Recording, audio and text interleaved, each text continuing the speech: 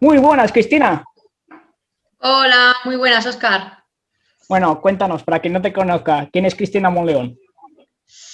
Bueno, Cristina es así una forma menos técnica, ¿no? Cristina es una persona que siempre está curioseando, ¿no? Siempre está en constante formación dentro del ámbito de las actividades físicas y el deporte y sobre todo y fundamentalmente vinculada a lo que es el baile deportivo.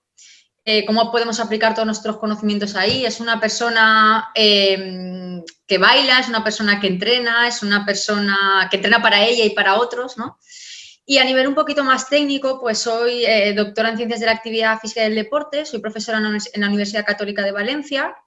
Actualmente soy la preparadora física del equipo nacional de la Federación Española de Baile Deportivo. También me encargo de la parte de preparación física de la tecnificación y también estamos metidos dentro de lo que es la detección del talento, ¿no? Dentro de nuestro deporte. Y eso así a nivel general, ¿no? Soy profesora, investigadora, entrenadora personal y preparadora física del equipo nacional, un poquito de todo. Te dedicaste cuando eras jovencita al baile deportivo. ¿Cómo surgió tu interés por el baile deportivo? Yo llevo más o menos por los 9, 10 años vinculada al baile deportivo. Yo me dedicaba a otros deportes, me gustaba todos y cada uno de los deportes que existen, pero es verdad que, pues bueno, en este caso mi madre se apuntó a una escuela de baile y empecé con ella.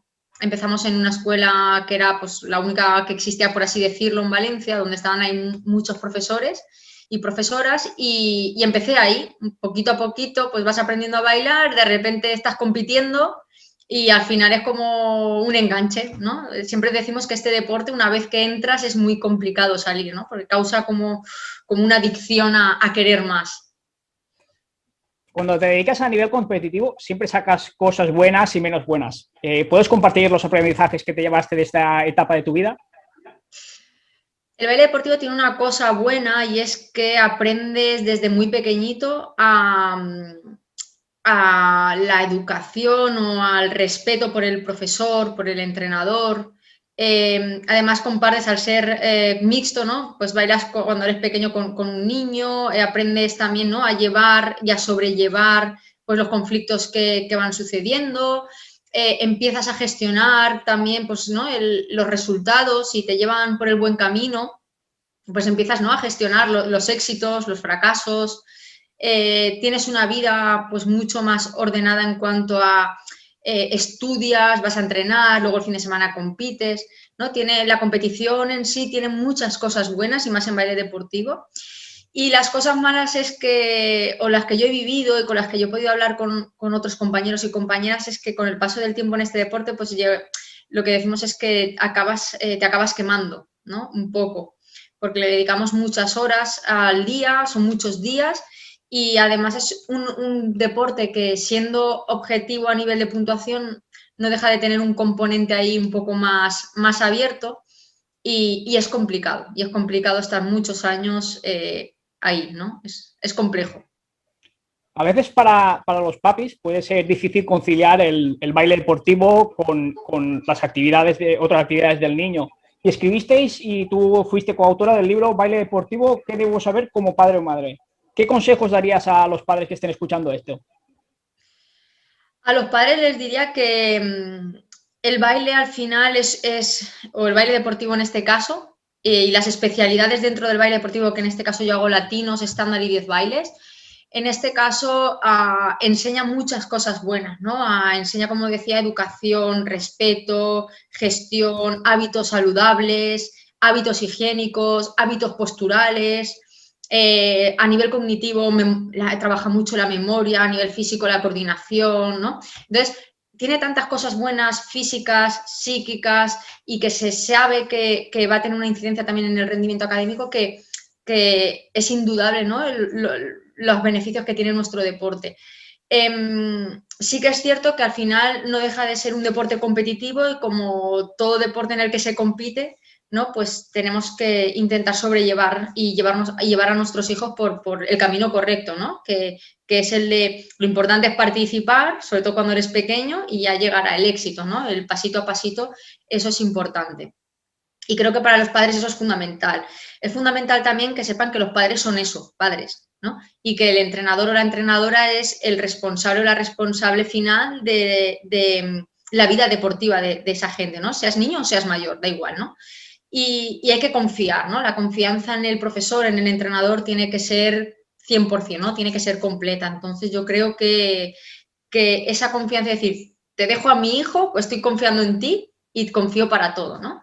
Bien sea en entrenamientos o se vea en competición. Creo que eso es fundamental. Y que el padre se dedique a ser eso, a cuidarlo, a darle lo que necesita, pero no a ser un entrenador o una entrenadora. Así que parece que los padres, cuando dejan a un niño, parece que sean ellos los preparadores físicos y no estás haciendo las cosas bien. Y a mi hijo, ¿por qué no le haces esto? Y debían de tener un poco más y de quedarse apartados. Hablando un poquito más de preparación física, ¿crees que antes se primaba mucho la técnica y se dejaba un poco apartado a la condición física? Sí, sí, sí. Hay gente, como en todo esto del virus y tal, ¿no? Los negacionistas, pero sí que es verdad que antes no se primaba tanto la preparación física, no era normal ver a parejas con un entrenador o una entrenadora personal, ¿no? Dedicada a la preparación física específica de baile deportivo, ¿no? Eso no se veía tanto. Es verdad que habían parejas que sí que tenían esa parte, pero eran parejas que estaban más profesionalizadas, pero ver parejas a lo mejor que inician o parejas que no tienen un resultado muy elevado no era tan característico. Y ahora estos de hace un tiempo hacia aquí sí que se ve, ¿no? Hace poco estaba revisando yo mi contenido en el portátil, ¿no? Y me di cuenta que ya en el 2014, estamos en el 2021, hace 7 años yo ya empezaba con esa preparación física específica, ¿no? Es decir, no sirve un entrenamiento que le hacen a un futbolista aplicado al baile, ¿no? Que esto se solía ver mucho.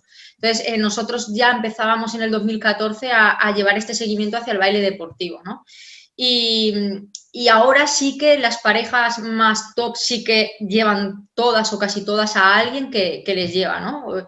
Que cumple pues las necesidades que tenga cada uno.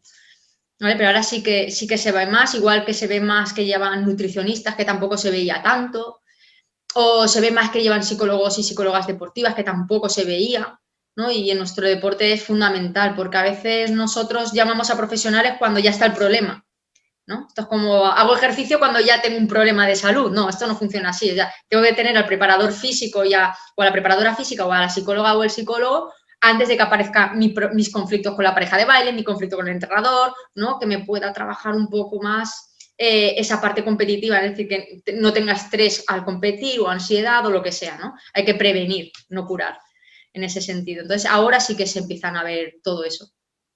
Una de las limitaciones que veo por ser un deporte minorista es que no hay suficiente evidencia que contemple toda la problemática que puede haber en estos casos. ¿Cómo afrontáis vosotros como profesionales este tema? Que yo sepa, que yo conozca, y si no me equivoco, ¿vale? En España somos el único grupo que investigamos de baile deportivo, ¿vale? El único grupo de investigación en la Universidad Católica, ¿no? No conozco a ningún otro grupo que investigue de baile deportivo en España.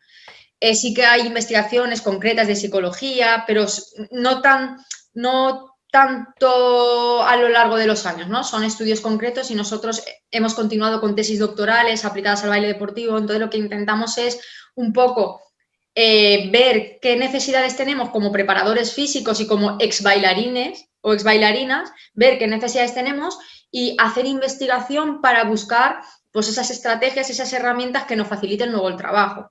Porque muchas veces nos dicen, bueno, puedes coger lo que pasa en esto y hacer una transferencia al baile deportivo. Sí, no, porque el baile tiene unas características muy concretas de competición, unas exigencias muy concretas. Entonces necesitas herramientas para el deporte, ¿no? Y sí que es verdad que cuando vas a hacer entrenamientos y empiezas a diseñar, pues te ves un poco que actúas por ensayo-error, ¿no? Entonces sí que es verdad que nos falta más evidencia, pero nosotros estamos intentando en la medida que podemos pues investigar sobre esto, ¿no? Porque al final, como todo en la ciencia, se publica aquello que va a tener más citas. Y el baile deportivo, como tú has dicho, es un deporte minoritario y como de minoritario que es, no va a tener tantas citas, tanta repercusión científica, pero sí que tiene más repercusión a nivel de contexto ecológico, ¿no?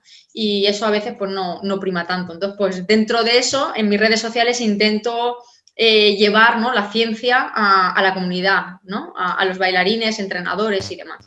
Pero sí que es verdad que a veces nos damos contra la pared y decir, ¿cómo puedo hacer esto? ¿No?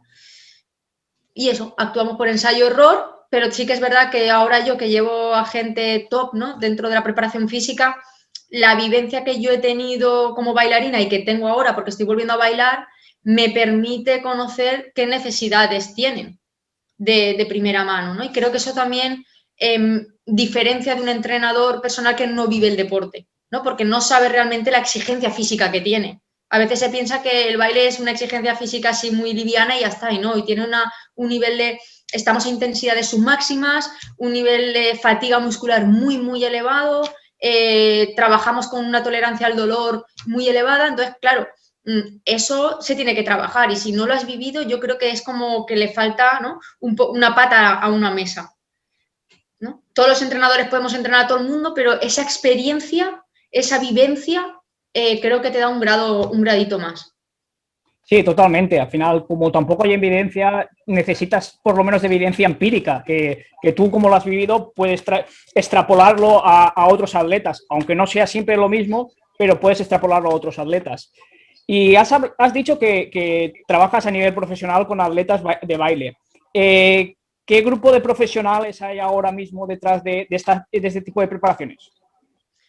A ver, hay de todo un poco, ¿vale? Hay deportistas que están empezando ahora a ver esas necesidades y ahora pues empiezan conmigo, con preparación física, y yo soy un poco las que les está dejando ver un poco que también necesitan, pues eso, a lo mejor un nutricionista, ¿no?, o un psicólogo.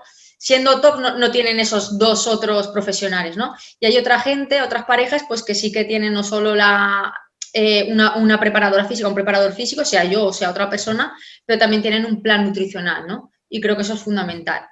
Sí que es cierto que a lo mejor la preparación física y el nutricionista lo llevan más a largo plazo, los tienen durante la temporada, pero sí que es verdad que, por ejemplo, el psicólogo o la psicóloga normalmente es llamado casi previo a competiciones importantes, ¿no? Un mes previo o algo así. Y eso también, desde mi punto de vista, y es una opinión personal evidentemente, es muy poco, porque como todo necesitas un seguimiento, ¿no? Al final no somos magos, no hacemos magia. Necesitamos un tiempo pues, para cambiar ciertas conductas, bien sean motrices o bien sean psicológicas, ¿no? Entonces, en ese sentido, conozco parejas que sí que llevan todos los profesionales, pero claro, eso también conlleva un coste, ¿no? Y el baile deportivo al final es costeado por los deportistas, no tenemos ayudas económicas y entonces, claro, por algún sitio tienen que cortar, ¿no? Es un deporte bastante caro y tienen que cortar por algún lado, ¿no? Entonces, al final priorizas. ¿Puedo pagármelo? Lo cojo. ¿Que me lo puedo pagar de aquí a 2 meses o a un mes vista un campeonato? Pues pago cuando puedo, ¿no? Y eso también juega en contra nuestra. A nivel global, ¿qué papel juega el preparador físico en bailarines y bailarinas? Hasta hace bien poco yo te diría que el papel era ninguno, ¿vale? O era un papel en el que tú hacías una preparación física dentro de la escuela de baile a todos, ¿no? Y a todos es que tienes a todas las categorías juntas y que tienes de nivel me refiero, y a todas las categorías de edad. Es decir, puedes tener a niños de 8 años con una persona senior con 50. Entonces, claro, esa preparación física, pues si haces algo, mejor hacer algo que no hacer nada, pero está totalmente descontextualizado y desvirtuado, ¿no? O desvirtuada la preparación física. Ahora sí que es verdad que gracias también al interés de los deportistas, los entrenadores han visto también la importancia que tenemos y que podemos ayudarles a nivel técnico, ¿no? La literatura nos lo dice constantemente, la literatura científica, que una mejora de la preparación física o una mejora de esa performance deportiva te va a mejorar en la calidad técnica. Entonces, si estamos en un deporte que la calidad técnica prima, si yo puedo ayudarte como preparadora física, tu deportista va a mejorar, ¿no? Y tenemos que mirar no solo a corto plazo, sino a medio y largo plazo. Y estos son los que los buenos entrenadores se están dando cuenta, ¿no? Que no tienen esa visión cortoplacista, sino ya están mirando a largo plazo. Y entonces, en ese caso, pues estamos cobrando mucha importancia, ¿no? Ahora mismo, por ejemplo, a mí me están llamando de muchas escuelas de fuera de Valencia. ¿Por qué? Porque lo que quieren no es prepárame para el campeonato este, ¿no? Hazme 4 preparaciones para este campeonato de España, sino vamos a ver cómo nos podemos organizar de aquí a X tiempo, 1, 2 años vista. ¿Por qué? Porque esa pareja llegará arriba, ¿no? Porque tú tienes como entrenador esa progresión. Si tú me acompañas en esa preparación física en la que va a mejorar la calidad del movimiento, vamos a llegar más rápido y vamos a llegar en mejores condiciones. Entonces estamos cobrando una importancia muy, muy grande, ¿no? Y ya se busca pues personas mucho más especialistas en un área concreta, ¿no? No preparadores físicos así en general, ¿no? Ya mucho más relacionados con nuestro deporte. Y sobre todo en el alto rendimiento, cuanto más específico, mejor. Y así, a grosso modo, ¿qué necesidades físicas y fisiológicas tiene un deportista? A ver, hay muchas, ¿vale? Aunque se piense que no hay muchas. ¿Por qué? Porque una ronda de competición son 5 bailes que duran 1 minuto y medio, 2 en función de la competición y están separados por 20 segundos de descanso. Es como si fuera un entrenamiento interválico, ¿no? Y que se mueve a intensidades submáximas. Estamos hablando de una frecuencia cardíaca muy, muy elevada, ¿no? En función del baile. Entonces se genera una fatiga muy grande. Entonces, entre una ronda y otra pueden pasar desde 20 minutos, que es lo mínimo, a varias horas. Entonces, claro, esa fatiga que se va acumulando a lo largo de las rondas, eso hay que trabajarlo. O sea, no solo tienes que trabajar que la condición física te aguante para esa ronda, sino entre rondas. Entonces, a nivel de capacidad aeróbica, anaeróbica, es muy importante. La adaptación al esfuerzo, la recuperación, que sea lo más rápido y lo más eficiente posible entre bailes también es muy importante. A nivel de fatiga muscular, porque tenemos posiciones que serían posturalmente, diríamos, incorrectas, ¿no? O yo lo llamo posturas estrambólicas, ¿no? Que es decir, que son raras y cualquier persona diría, ¿pero qué haces en esa postura, ¿no? Que te estás haciendo daño. Ya lo sé, pero es nuestro deporte, ¿no? Entonces, claro, en esas posturas tú generas tensiones musculares. Si encima la técnica no la haces bien, se producen unas compensaciones musculares muy grandes.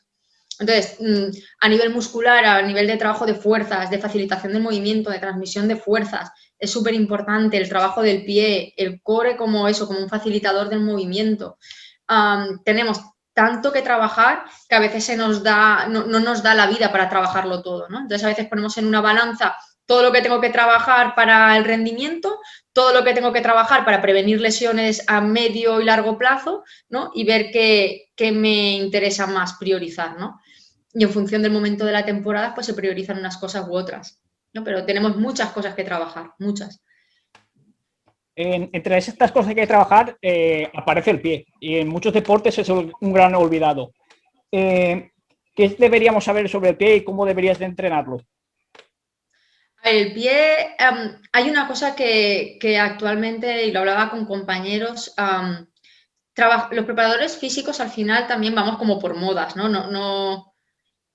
También caemos en eso, ¿no? Y al final ahora parece que hay 2 cosas fundamentales, ¿no? El trabajo del pie y los patrones respiratorios. Y es cierto que son 2 de las cosas que hay que trabajar, ¿no? Pero lo que te decía hace 2 minutos, tenemos el tiempo que tenemos, se prioriza en este caso el trabajo siempre técnico del baile. Entonces, claro, si yo tengo X tiempo que tengo que hacer para que lleguen a mejor calidad técnica, rendimiento, no sé cuánto, prevención, tengo el tiempo que tengo para trabajar el pie.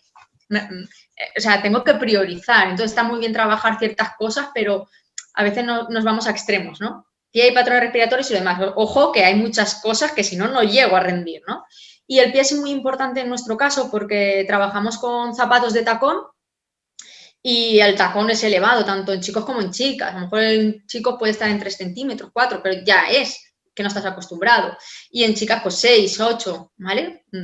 En función de la categoría, de la persona, etcétera.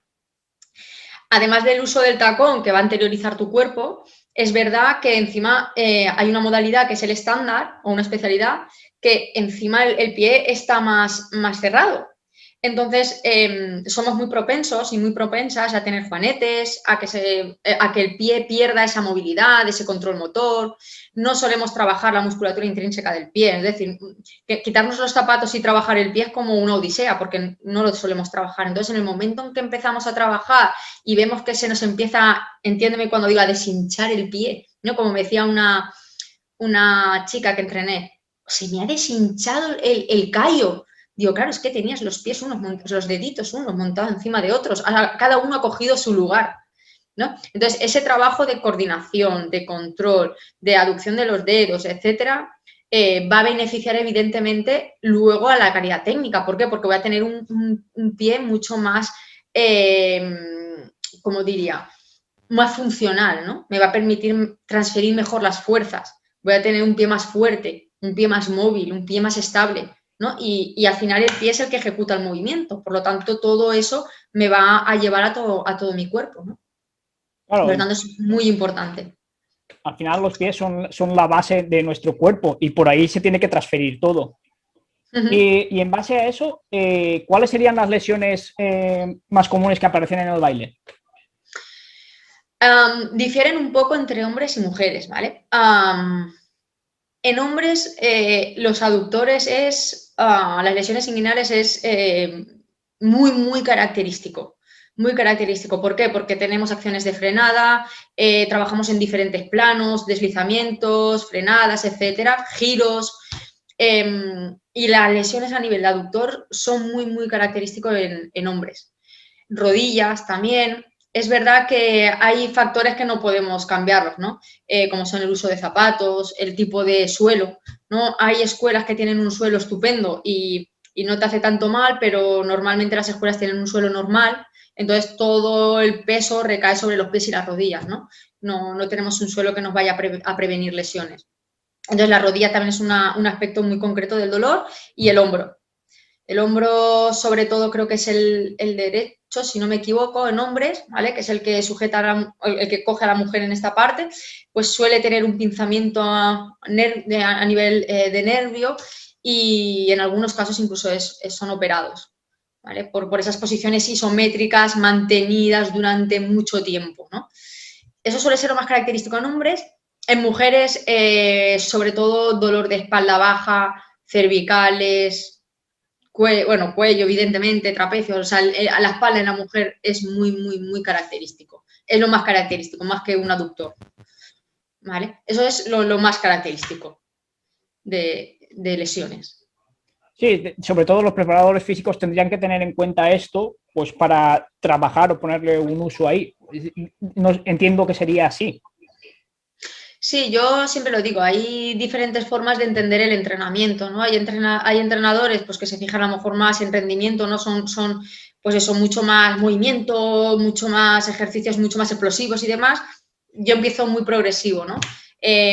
Mi idea del entrenamiento no es que se vayan con agujetas ya habiendo sudado, ¿no? Que suele ser lo más normal ver por ahí, ¿no? Mi forma de entender el entrenamiento es ver qué necesidades tiene tu cuerpo a nivel muscular, a nivel articular, a nivel de todo, de tu sistema nervioso, cómo está trabajando, qué coordinación hay. A partir de ahí estipulo, ¿no? Un poco el entrenamiento, qué es lo que vamos a perseguir, te valoro y en base a eso vamos generando un entrenamiento y ya acabaremos en esos movimientos explosivos, ¿no? Pero si tú ya metes explosividad y metes esas exigencias físicas con el baile, yo lo que quiero es trabajarte otras cosas para que eso lo puedas hacer con la mayor calidad posible, ¿no? Entonces, los entrenadores tienen que saber que si les valoras, tienen unas necesidades y esas necesidades tienen que ser cubiertas. Y si además vemos la epidemiología lesiva que tiene nuestro deporte, aún más, ¿no? Porque es que lo que he comprobado es que llevo muchos deportistas, los valoro y todos, o sea, cumplen un patrón de compensaciones, cumplen un patrón de musculatura inhibida o de aquella que está más potenciada, ¿no? Todos más o menos están en lo mismo, unos más, unos menos en función de, pues eso, del nivel que tienen, del rendimiento, de lo que hayan entrenado, ¿no? Pero es lo mismo. Entonces, yo veo a veces trabajar de una manera que digo, es que este deportista necesita otra cosa para llegar a eso, porque si no al final nos los cargamos un poco, ¿no? Y somos un poco contribuyentes a que esa persona se lesione. contribuyendo a lo que está diciendo, muchas veces cuando se habla de rendimiento deportivo, no se piensa en lesiones, y prevenir una lesión significa que vas a aumentar el rendimiento deportivo, porque un deportista cuando más se lesiona, menos rendimiento va a tener. Y parece una incongruencia, pero a veces empezar por el 1 y no empezar por el 5 sería lo adecuado. Sí, pero fíjate que para eso hay que educar a los deportistas, porque los mitos y las falsas creencias, tú tienes que luchar y lidiar con ellas. Es decir, tú tienes que decirle, enseñarle a cómo es tu metodología o tu forma de entrenamiento, de comprenderlo, porque si no dicen, uy, es que hoy no he sudado, es que yo no quiero que sude, uy, pero tengo agujetas, pero no muchas, eso es que puedo, pues, a ver, es que no te tienes por qué ir con agujetas que no te puedes mover luego al día siguiente, es que eso no es lo bueno, ¿no? O porque sudes más, pues en cuanto bebas vas a recuperar el agua perdida, ¿no? Entonces, hay a veces que tu forma de entrenamiento justamente es la que no está acorde un poco, ¿no? Y dicen, me falta chicha, no, es que vamos por el 1, ya llegaremos al 5 y ya verás esa mejora, ¿no? Entonces, a veces luchamos contra eso, que quieren el rendimiento, ¿no? Y parece que cuanto más hacen, más peso cogen, o me pongo 4 barras ahí, no sé cuántos pesos, es que voy a ser mejor bailarín, o voy a aguantar más, y a lo mejor es lo contrario, ¿no? Y esto lo veo mucho, lo veo constantemente. Pasando un poco más a la farándula, recientemente ha salido 1000 programas, shows televisivos promocionando el baile. ¿Crees que esto es favorable o todo lo contrario? Depende. Hace muchos años estaba Mira quién baila, que se hacía en televisión española. Yo salí en Mira quién baila en el 2006 o 2007, no recuerdo muy bien. Y realmente creo que en esa época, por ejemplo, era el primer programa que salía de baile de estas características, y creo que benefició mucho, por ejemplo, a las escuelas. Había mucha gente que se apuntó. Cuando este tipo de programas pasan a lo que tú dices, ¿no? A la farándula, a la folclore, que le llamo yo, y pasa más a un show televisivo, cuando vienen los problemas, ¿no? Porque la gente tiene una visión de nuestro deporte que no es tal cual, ¿no? También es verdad que el baile deportivo no es solo estándar y latino y 10 bailes, ¿no? El baile deportivo es hip hop, es funky, es breaking, que va a Juegos Olímpicos, es fit kid, ¿sabes? Son muchas más otras especialidades. Entonces, creo que los programas pueden beneficiar que se apunte la gente, pero por otra parte, creo que en nuestro caso, que es menos visual, lo desvirtúa, ¿no? Y en este último programa que hay en Televisión Española, creo que nos hace un flaco favor el programa, nuestra especialidad en concreto. A lo mejor en otras, como es Hills, como es hip hop, como es funky, posiblemente sí que les beneficie, pero al nuestro es menos televisivo, ¿no? Vende menos esto, un ballet, tal, que, ¿no? Con mucha gente bailando a la vez, ¿no? Es menos visual. En televisión. Entonces, a veces creo que sí que beneficia a las escuelas para que la gente se apunte a bailar, y otras veces pienso que nos hace un flaco favor en cuanto a lo nuestro, en cuanto al nivel deportivo, No, que y al final somos federados. a veces se omiten también la parte de entrenamiento y solo se pone en cámara lo que es la técnica, que es lo más bonito o lo más adornado, y quizás ese también sea uno de los problemas.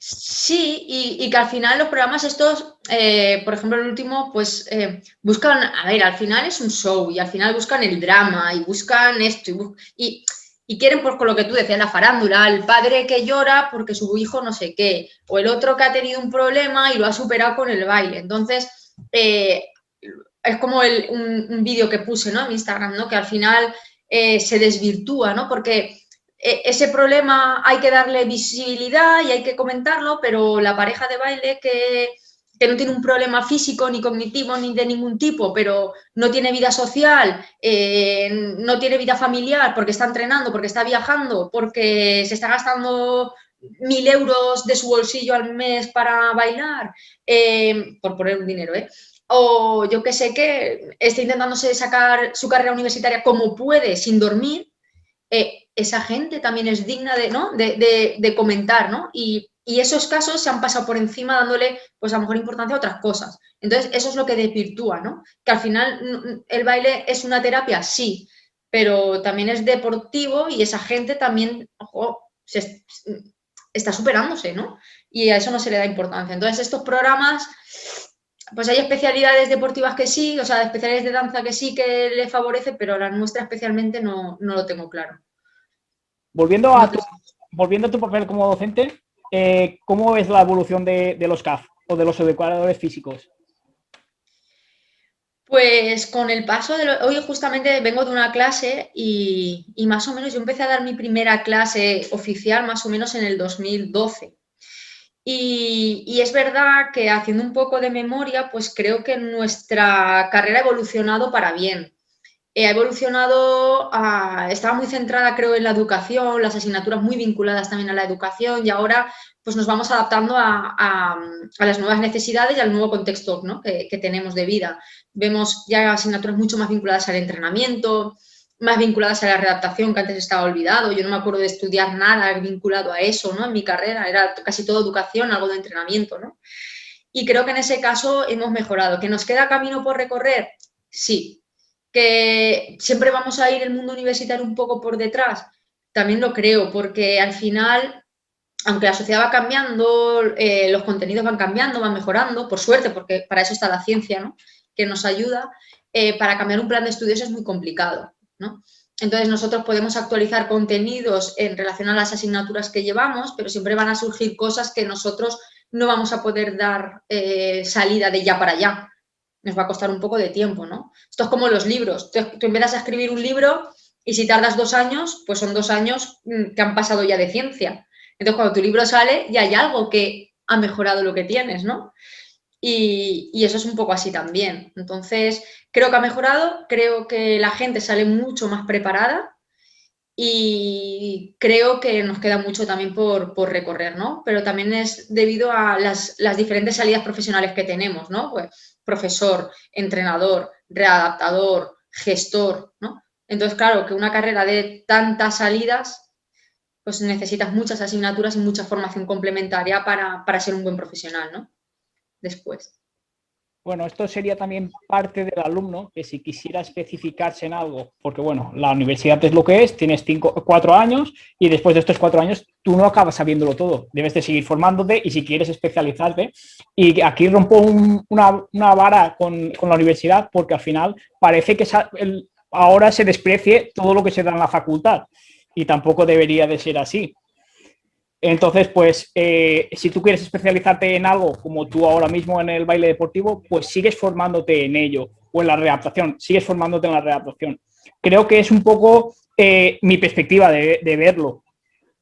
Sí, además, cuando aparece el plan Bolonia, que son 4 años, se supone que hay una parte de trabajo autónomo del alumno. Lo que pasa es que el alumno también se olvida de eso. Es decir, si yo te mando un trabajo y lo haces para salir del paso, es una cosa, pero si tú coges y te formas para, lees y haces todos los pasos para hacer esa práctica, vas a estar más formado, ¿no? Y no hay que olvidar una cosa, yo sigo haciendo cursos de formación, todos seguimos haciendo cursos de formación porque al final trabajamos con personas. Y si trabajas con personas, no puedes olvidar formarte, ¿no? Es como si un médico me dice, no, lo que estudió en su carrera y ya está. No, si fuera así, la gente que padece cáncer, pues estaría, ¿no? Teniendo un tratamiento de hace 50 años o 60 años, ¿no? Y no es así. Entonces, nuestros alumnos y nosotros como profesionales de las ciencias del deporte tenemos que tener asumido que nuestra profesión es de estar en constante formación, ¿no? De aquí a que acabemos nuestra carrera profesional. Y eso no lo podemos olvidar jamás porque si no nos estaremos olvidando a las personas, ¿no? Y eso tenemos que tener mucho cuidado. ¿Qué consejo le darías a un estudiante que quisiera especializarse en baile deportivo? Uno es que ya me parece raro y dos es, para mí es que siempre hay una frase que siempre pongo en mis posts que es ciencia más experiencia más vivencia, ¿no?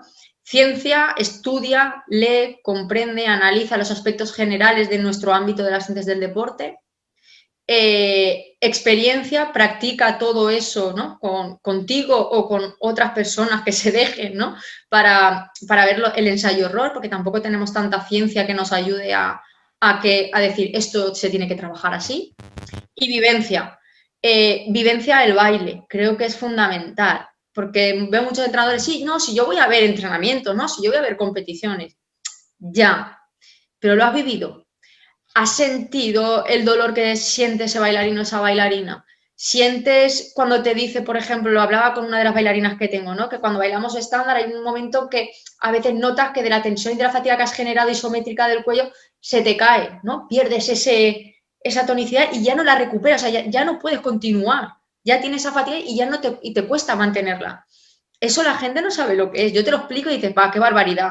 O no lo entiendes, o sea, lo tienes que vivir, ¿no? Entonces, esa parte de vivencia creo que es fundamental para comprender cómo diseñar ejercicios, cómo progresar, ¿no? No sé, yo lo creo que es fundamental. A lo mejor me equivoco, ¿eh? Y es una cosa que yo la creo así, que puede ser pero creo que vivenciar el deporte al que estás entrenando creo que es básico, ¿no? O qué sienten cuando se pone un zapato de baile y tienen que dar vueltas. O una posición isométrica en una posición, no sé, creo que es muy importante. Ciencia, experiencia, más vivencia. Y si tienes que aprender, porque te quieres dedicar a esto y tienes que aprender, aunque sean 4 cosas, tienes que hacerlas. Y yo creo que eso es la base. Y luego pasión y amor, porque en el baile o tienes pasión y amor o muchas veces trabajamos, la mayoría de veces, muchas veces lo hacemos por amor al arte, ¿no?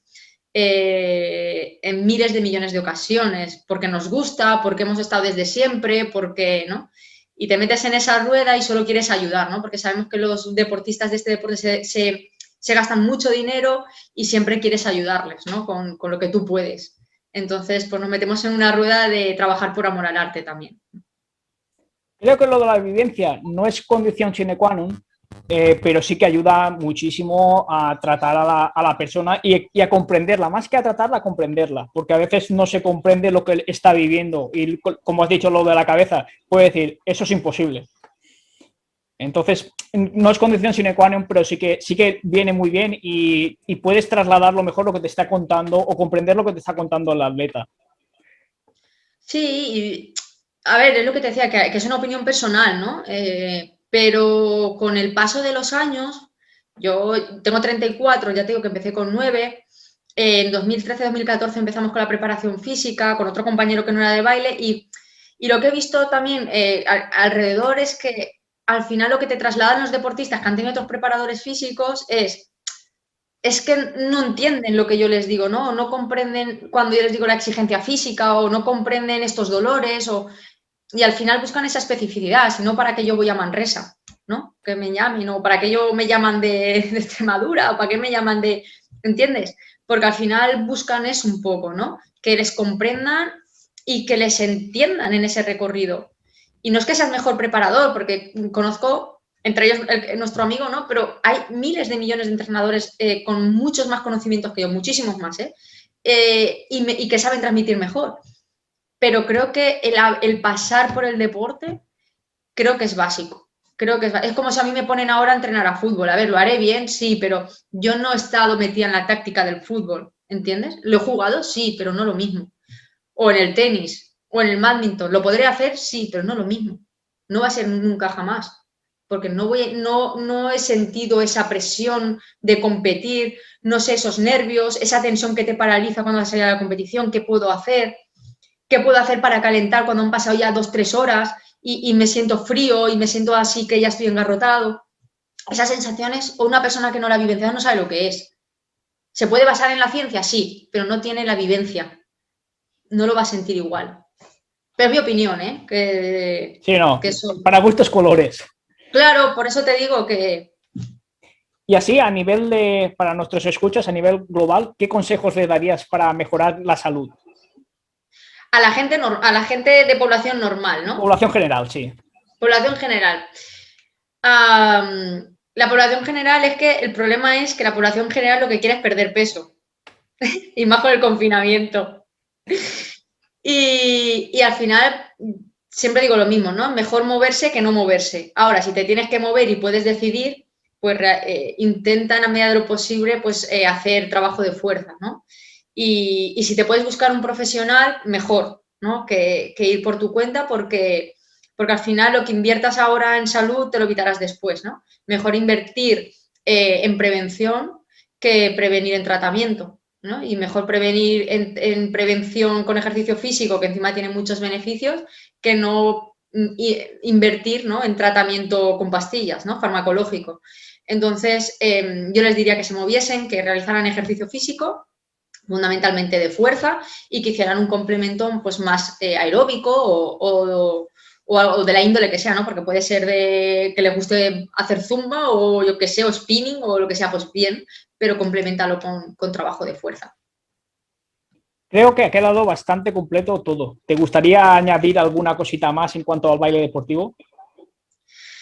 No especialmente, ¿no? Lo único decir que el baile deportivo existe, ¿no? Esto es como el dicho de Teruel existe, pues esto igual, ¿no? El baile deportivo existe, es minoritario, pero existe. Los deportistas necesitan a profesionales cualificados, a profesionales que se interesen también por este gremio, ¿no? De bailarines, que hay mucho nicho de mercado, porque estamos hablando de que bailarines es ballet, es contemporáneo, es flamenco, hay hip hop, es breaking que va a Juegos Olímpicos, hay muchos tipos de bailes y de danzas y que se necesitan a profesionales que estén interesados también en este gremio, que somos pocos y les necesitamos, ¿no? Por tanto, eso por una parte. Y luego, por otra, es verdad que escribimos ese libro de qué debo saber como padre o madre, que ahí hay una parte teórica y una parte más práctica de cómo podemos intervenir antes, durante y después de unas competiciones. Y escribimos otro que lo codirigí con Irene Checa, que es una psicóloga de aquí de Valencia y que está escrito también con 5 o 6 profesionales más, una fisioterapeuta, otra psicóloga, un podólogo, una técnico de nutrición y yo misma, evidentemente, y que damos una visión un poco general al deporte, ¿no? Esto lo escribimos ya hace unos años y lo que pretendíamos era, pues eso, visibilizar que el baile deportivo es deporte, que necesita un trabajo multidisciplinar y que el trabajo multidisciplinar no es como yo digo, un collage de profesionales que están alrededor del deportista, sino que tienen unas sinergias y colaboran, ¿no? Para maximizar el rendimiento del deportista. Entonces, creo que esto también es importante, que los deportistas de baile deportivo sepan que es importante tener diferentes profesionales, pero que esos profesionales tienen que estar conectados entre sí. Y si no están conectados, no es un trabajo multidisciplinar, son copias y pegas de profesionales, pero no estamos trabajando en equipo, ¿no? Y eso es muy importante. Bueno, para finalizar y siendo respetuoso con tu tiempo, 2 últimas preguntas que siempre hago. ¿Un libro que me recomiendes? Te voy a recomendar los míos, la verdad. Pero dicho esto, hay 2 libros que me gustan mucho, sobre todo porque están vinculados un poco a las asignaturas que yo doy, ¿no? Que en este caso es aprendizaje y desarrollo motor y lesiones en la actividad física. Que uno es control motor, ¿no? Que es de la investigación a la práctica clínica de Su-Wei Cook, ¿vale? Que no me sale el nombre. Y el otro es Complejidad y Deporte, que es de Natalia Balaguer y Carlota Torrens, que son de profesoras en Cataluña, que nos hablan un poco, pues esto, ¿no? Del control motor, de las teorías del aprendizaje, de los sistemas dinámicos, y creo que están muy de moda estos temas también y que creo que pueden dar una visión más general a nuestro contexto deportivo también. ¿Y una persona que recomendarías para que viniera al podcast? Una persona. Relacionado con lo que sea, ¿no? Con lo que sea. Con lo que sea. Pues mira, creo que una persona muy interesante que tengo también yo una pendiente es Rubén García, el de R-Motion, con el uso del pie. Creo que puede aportar algo un poco más diferente. Otro, indudablemente, es mi amigo y compañero Raúl Castillo, que seguro que se la has hecho y si no, seguro que se la harás. Creo que aporta una visión más profesional y práctica de nuestra área, de la actividad física y el deporte. Y dentro del mundo del baile deportivo, entrenadores físicos, pues preparadores físicos así un poco más relevantes, ahora mismo no tengo en mente, pero creo que también es importante esa parte de psicología deportiva Entonces, en este caso, por ejemplo, la psicóloga que tenemos dentro del equipo nacional es muy interesante. Y además es una persona muy, muy guay, que se expresa muy bien, que es Tamara Arroyo. Y otra que trabaja desde hace muchos años vinculada al baile deportivo es Irene Checa, que también está aquí de Valencia y es muy, muy buena. Investiga también dentro del baile deportivo. Y así te estoy dando nombres, ¿eh? Sí, sí, Y luego, si me llevas hacia la nutrición aplicada al deporte, que también es un tema que se lleva mucho ahora en cuanto a la nutrición evolutiva, quizá llamaría a Álvaro Domínguez, ¿no? Que es el hermano de una bailarina y que está en relación a estos temas, ¿no? De los ayunos, etcétera, etcétera. Creo que también puede ser interesante. bueno, ya me has dado unos cuantos nombres. Los tengo todos anotados para ir contactando con ellos. Eso es bueno, siempre me deja un abanico para poder contactar con alguien para tenerlo para el siguiente podcast. Y nada, agradecerte todo este tiempo que me has dado y decirte que muchísimas gracias y que seguiremos en contacto y te espero en otro programa. Muy bien, muchas gracias, Óscar, por la invitación. Hasta luego. Hasta luego.